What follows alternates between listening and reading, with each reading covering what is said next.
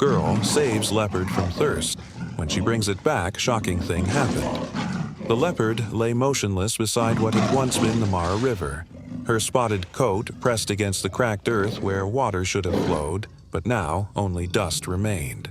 Wildlife researcher Emma Sinclair had been tracking the drought's devastating impact across the reserve for 3 weeks, documenting the migration patterns of desperate animals seeking water sources that had vanished under the relentless African sun. But she had never encountered anything as heartbreaking as this young female leopard collapsed in the shadow of dried reeds. Emma approached, with the careful steps of someone who understood that even a dying predator retained the potential for one final dangerous surge of strength, though this leopard showed no awareness of her presence.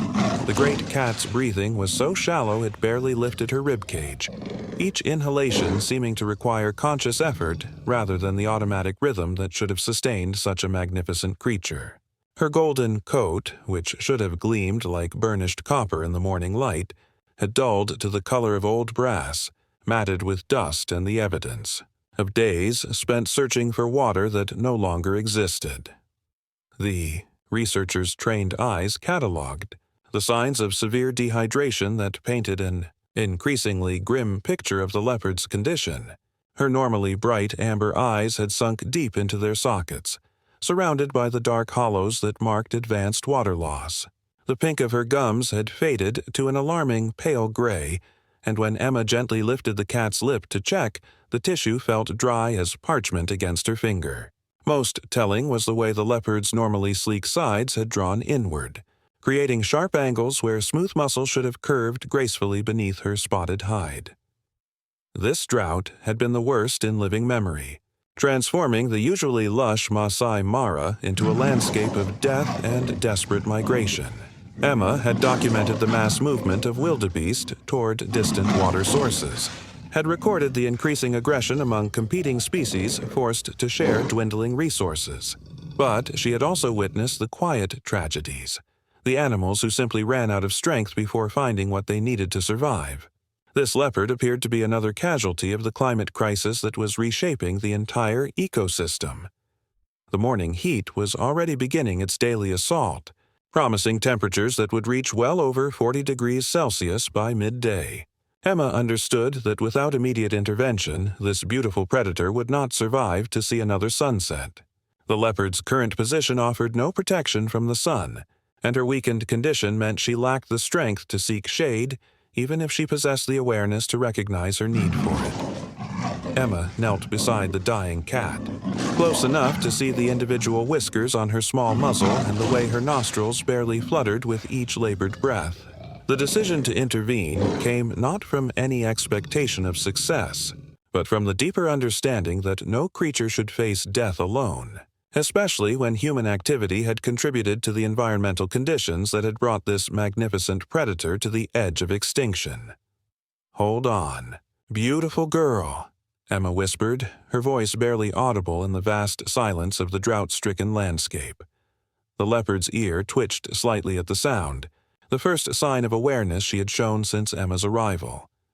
Emma's first act was to create shade for the dying leopard, using her field equipment and the thermal emergency blanket from her research kit to construct a makeshift shelter against the punishing sun that would soon transform the dried riverbed into an oven. The leopard remained motionless as Emma worked around her, showing no response to the human presence except for the occasional flicker of an ear when fabric rustled in the hot breeze. The shelter was crude but effective, casting precious shadow over the great cat's golden form just as the morning heat began to intensify across the barren landscape. The delicate process of rehydration required infinite patience and respect for an animal whose instincts, even in near death, recognized humans as potential threats. Emma began with single drops of water placed carefully on the leopard's dry lips, watching for any sign of swallowing reflex before attempting to offer more. The first few drops simply rolled away, absorbed by tissues so desiccated they could not immediately process the life-giving moisture. But gradually, almost imperceptibly, the leopard's tongue began to respond, that rough pink surface emerging to capture each precious drop as it was offered. As the day progressed into the scorching heat of midday, Emma maintained her vigil with the dedication of someone who understood that healing happened on nature's timeline, not human expectations. She repositioned the shelter as the sun moved across the sky, ensuring continuous shade while monitoring the leopard's vital signs for any indication of improvement or decline.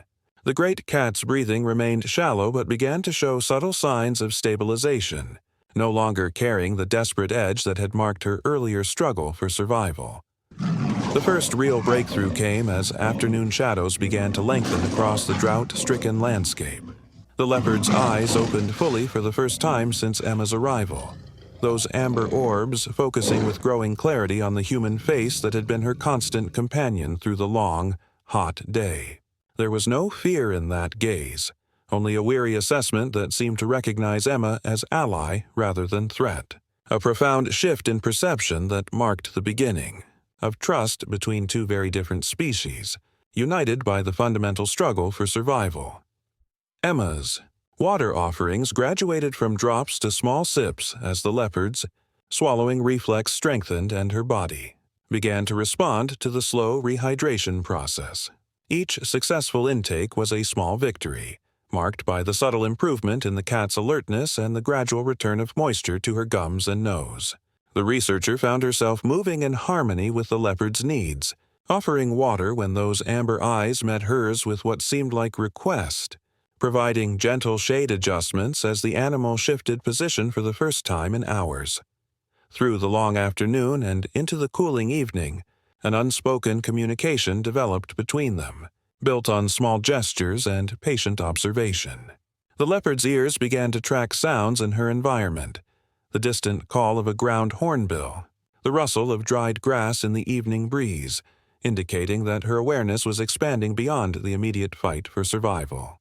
Her breathing deepened into something approaching normal rhythm, and twice Emma observed the leopard lifting her magnificent head slightly, as if testing her returning strength. "That's it, girl," Emma whispered as darkness settled over the reserve and the leopard managed to shift into a more comfortable position. "Take your time." The night brought cooler air and the promise of another day, while stars emerged above two souls who had found each other in the vastness of a world made harsh by drought and softened by compassion. The leopard's decision to rise came with the first golden light of dawn, her powerful legs gathering beneath her with a determination that spoke of purpose beyond mere recovery. Emma watched in wonder as the great cat pushed herself upright, muscles trembling with effort but holding firm as she tested her returning strength against the demands of standing. But instead of moving toward the water Emma continued to offer, or seeking a more comfortable resting place, the leopard did something that stopped Emma's heart. She began walking with deliberate steps toward a cluster of sandstone rocks 30 meters away, pausing every few strides to look back with eyes that held unmistakable urgency. The invitation was so clear it transcended the barriers between species. A desperate request for Emma to follow that carried the weight of something vital waiting to be discovered. The leopard's gait was unsteady but purposeful, each paw placed with the careful precision of an animal who understood exactly where she needed to go and why. Her amber eyes kept returning to Emma's face, checking to ensure the human was following, the intensity of that gaze speaking to secrets that had sustained her through the long night of suffering. As they approached the rocky outcrop, Emma began to hear the sounds that explained everything, the soft mewing calls of very young cubs, their voices carrying the particular vulnerability that belonged to animals still dependent on their mother for survival. The leopard quickened her pace despite her exhaustion, disappearing behind the largest boulder where shadows offered protection from both predators and the scorching sun that had nearly claimed her life. Emma followed with growing amazement, rounding the stone to discover two tiny leopard cubs, no more than 6 weeks old, their spotted coats still fuzzy with youth and their blue-gray eyes wide with hunger and confusion. They pressed against their mother's legs as she settled among them, their relief at her return expressed in urgent mewing and desperate attempts to nurse from a mother whose body had prioritized their survival over her own. The shocking truth crystallized. In Emma's mind, this magnificent female had been dying of thirst within walking distance, of water because leaving would have meant abandoning her cubs to certain death. The mother leopard's sacrifice became clear as Emma watched the family reunion unfold in the shelter of ancient stones.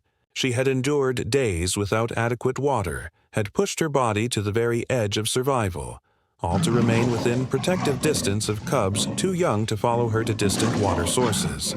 Her maternal instinct had overridden every survival impulse, choosing slow death over the possibility of losing her offspring. "You amazing mother," Emma whispered, tears blurring her vision as she witnessed love in its purest form. The evening wind stirred the dry grass around the rocks as the leopard family settled into their reunion. 3 spotted forms silhouetted against the setting sun in a tableau of devotion that would echo through Emma's memory for the rest of her days.